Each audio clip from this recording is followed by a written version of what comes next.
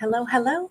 Welcome back, Saggies. All right, shall we go ahead and take a peek at whatever we've got here, whatever this energy is going to be that is positive, that is all about manifesting, because we've got this purple amethyst behind me, and that has really good vibrations, good healing energies, just good vibes as a whole. And so I wanted to go ahead and stick with that.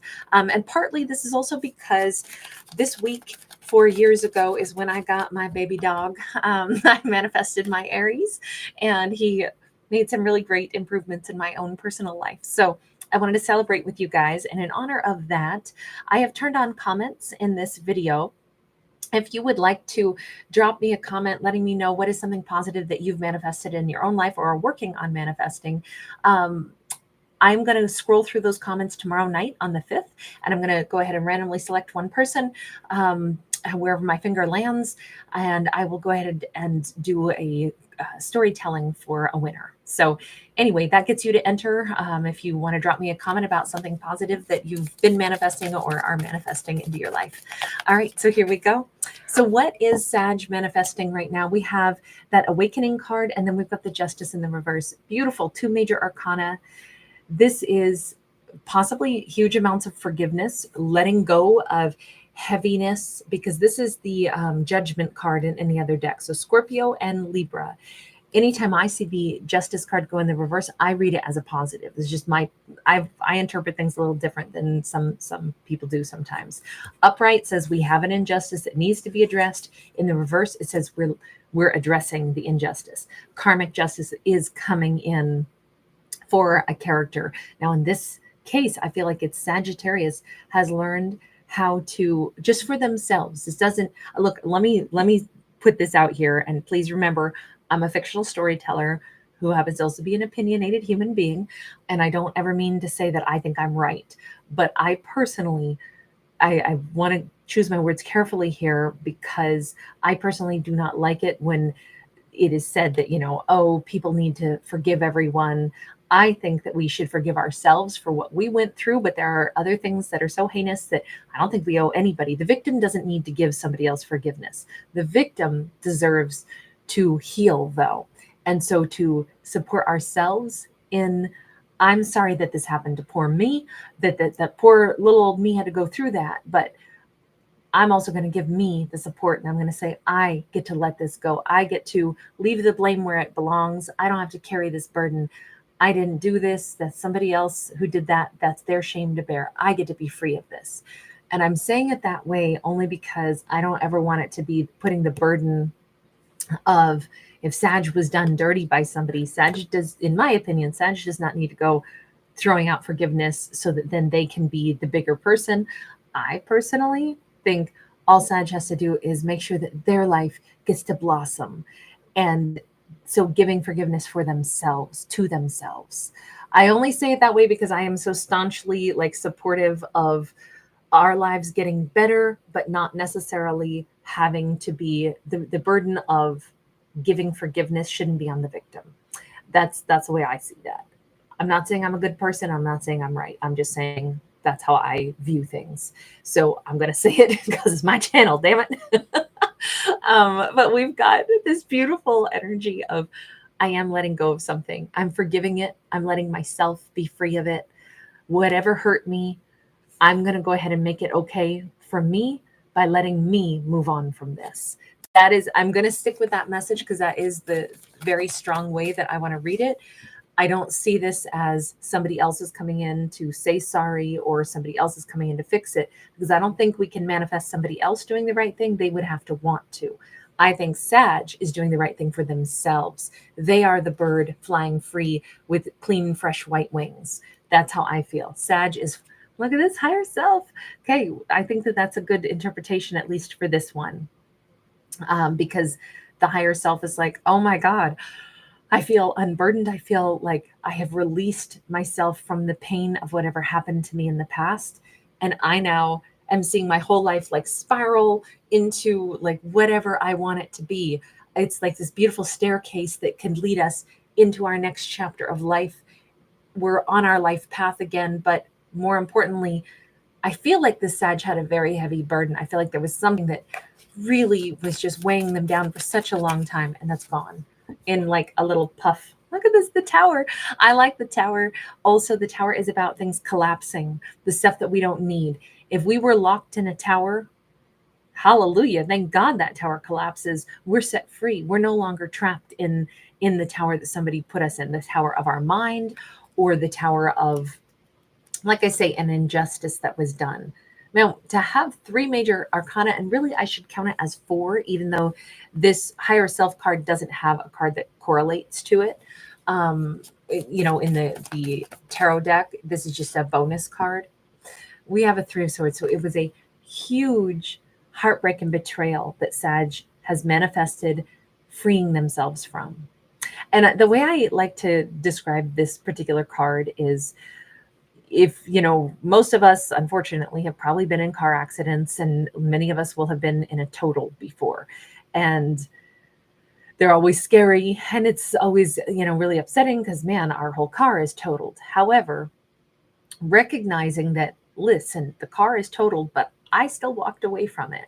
Might be a little banged up, but I'm still here. That lets us know that, okay, I'm walking away, which means my ability to go buy another car and drive again and live my life continues on. The only thing to leave behind is that totaled vehicle. It's going to be towed away. I can't even drive it out of this mess. That is the way I think Sag is looking at something. I'm finally free of it. It was a total. It was, oh gosh, is it Teddy Pendergrass, TKO? Looks like it's another love total knockout, TKO. I think that that's what we're saying. Like, this one was no point in trying to drag this along with me. This thing's done. This thing's over. I can let it go because I have to. It was a total, but I'm still okay. I'm still standing, and I'm free of this. And I can go find myself another lover. I can go find myself another job. I can go find myself another chapter of life. So whatever this was, it was extremely devastating for Sag. Gone, over and done. Sag just put it in their rearview mirror. That is absolutely fabulous. And I feel like so much levity coming into this story. Messenger of Wands and the Seven of Wands. So a lot of this does feel like it's about a deep betrayal that doesn't bother Sag anymore. But now what Sag is, and they've been manifesting getting beyond it. And I think that they hit on how do I let go of this?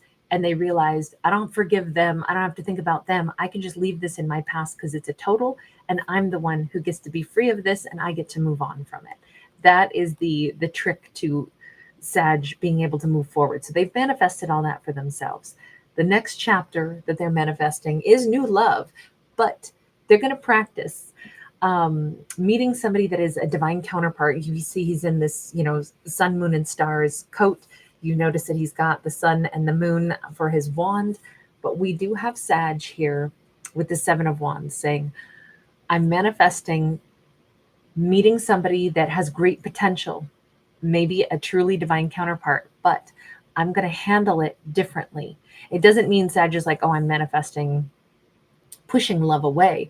The Seven of Wands is how we overcome a struggle, and this is a divine card as well. We have a lot of energy of the divine, from the angelic wings of the dove here to the divine justice, to connecting to the higher self, and then act of the universe, bringing this to a collapse. Maybe Sag needed to know the truth about a past lover that was betraying them, or a situation that was not good for them to be in. And they got the truth, and that allowed them to set themselves free. And now the next chapter is, again, with the divine wearing the galaxy coat and the number 7 being a divine number. All of this says Sag has manifested calling in assistance from the divine in matters of the heart. Divine, help guide me toward what I need to let go of and what I need to be prepared to receive, and then help me navigate those waters. And I kind of think that that's what Sag has been asking for, is allow me the wisdom to know when to move forward with someone. Allow me the wisdom to know what questions to ask and how to converse with somebody new, so that maybe I'm better at, let's picture love is like hiring somebody at a business. If we want to hire the right person, people can send us any amazing resume, right? And their resume can be full of beautiful lies. And they could have friends that lied and they're not even real jobs, and you call to get the references and they say, oh, wonderful, oh, this person was stellar, and it's not even a real business. They just have their, whatever, Uncle Fred on the phone pretending to be a business owner, whatever it is. There can be all kinds of lies. How will I know when somebody's the real deal? And I think that this is Sag manifesting the opportunity to meet somebody that might really be amazing, but then they get to work on like their intuition and asking good questions. Because if we're in a job interview with somebody and they have this great resume and we've called on a few references and it all sounded great, but now let's talk to the person and let's talk about the ins and outs of what the expectation of the job is. How do they come across? Does it seem like they know what they're talking about? We get to the point where that's the other component of sleuthing out who would be a good fit.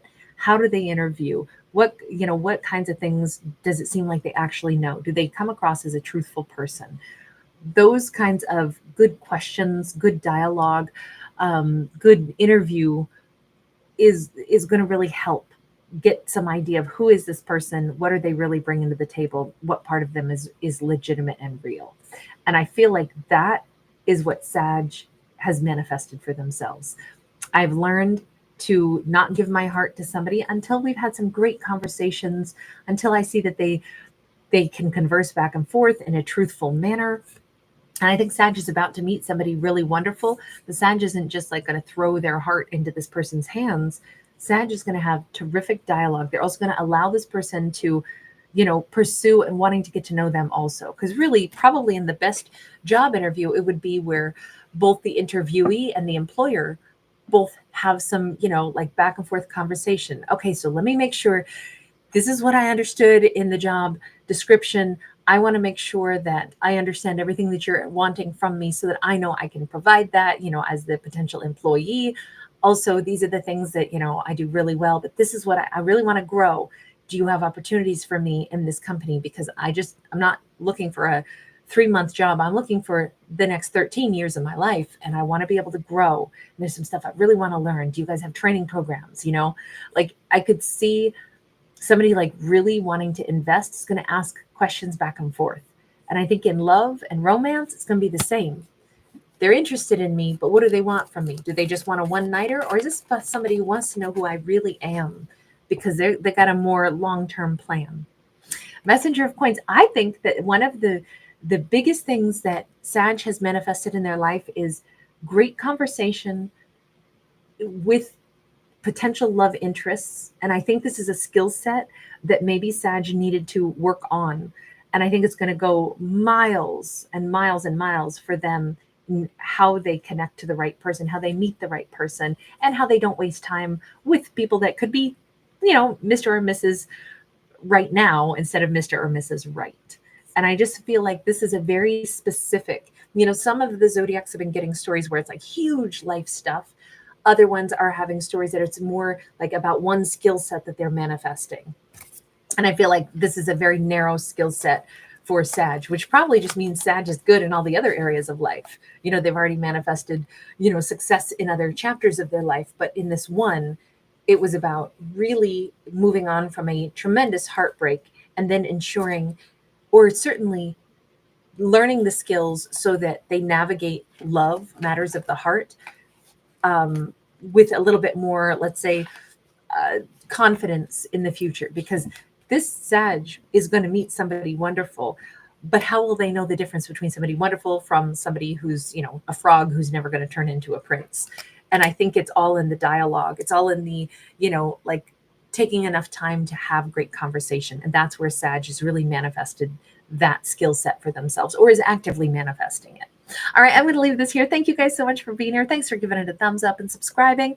And tomorrow night, I'll scan through the comments and pick a winner. All right, bye, guys.